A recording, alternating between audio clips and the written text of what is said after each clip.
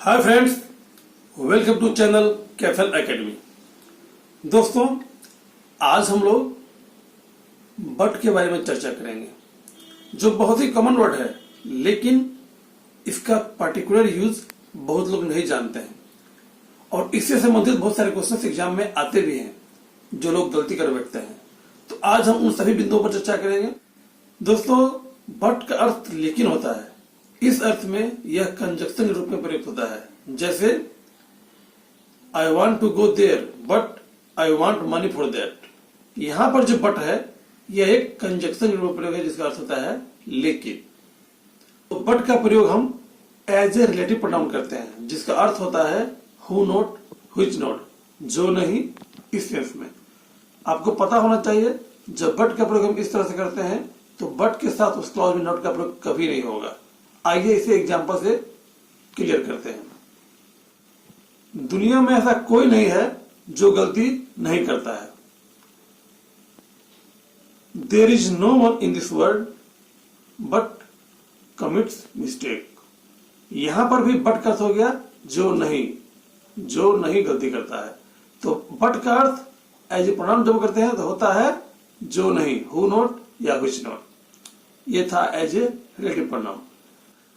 अगर किसी वाक्य में बट का प्रयोग है और इस बट का प्रयोग वर्ब के बाद है, तो बट के बाद आने वाला प्रोनाउन हमेशा ऑब्जेक्टिव फॉर्म में होगा। याद रखिए, हमेशा ऑब्जेक्टिव फॉर्म में, सब्जेक्टिव फॉर्म में नहीं।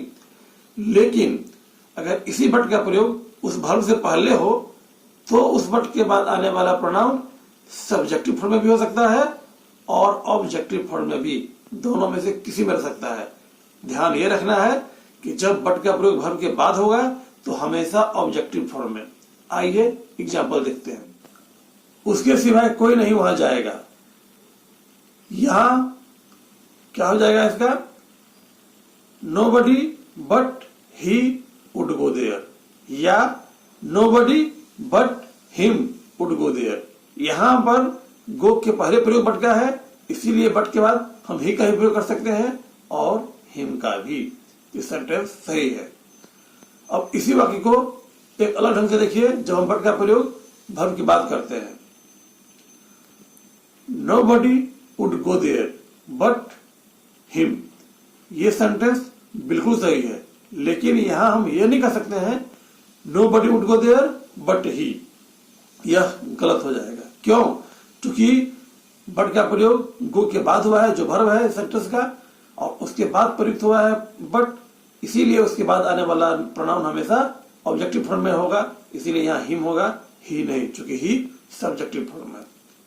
अब दूसरा प्रयोग देखिए बट का। दोस्तों, बट का प्रयोग एम्फैटिक सेंटेंस बनाने के से भी होता है और उस बट के बाद आने वाला नाउन या तो अनकाउंटेबल रहेगा या काउंटेबल होगा तो प्लूरल रहेगा। आइए इसे एग्जांपल से देखते हैं। मेरे घर में प्यार ही प्यार है। There is nothing but love in my family. Love uncountable noun है, इसीलिए सिंगुलर में था। अब दूसरा एग्जांपल देखिए। वहां फूल ही फूल है। There is nothing but flowers. दोस्तों गौर कीजिए, यहां पर बट फ्लावर नहीं होगा, बट फ्लावर्स होगा। क्यों? क्योंकि फ्लावर काउंटेबल नाउन है, इसीलिए यह हमेशा प्लूरल फॉर्म में यहां रहेगा। अगर बट के पहले do plus nothing, everything, anything इस तरह का प्रयोग हो तो बट के बाद आने वाला वर्ब हमेशा बेयर इन्फिनिटिव अर्थात इन्फिनिटिव विदाउट टू का प्रयोग होगा। यानी बट के बाद जो वर्ब आता है उसमें टू छुपा रहता है।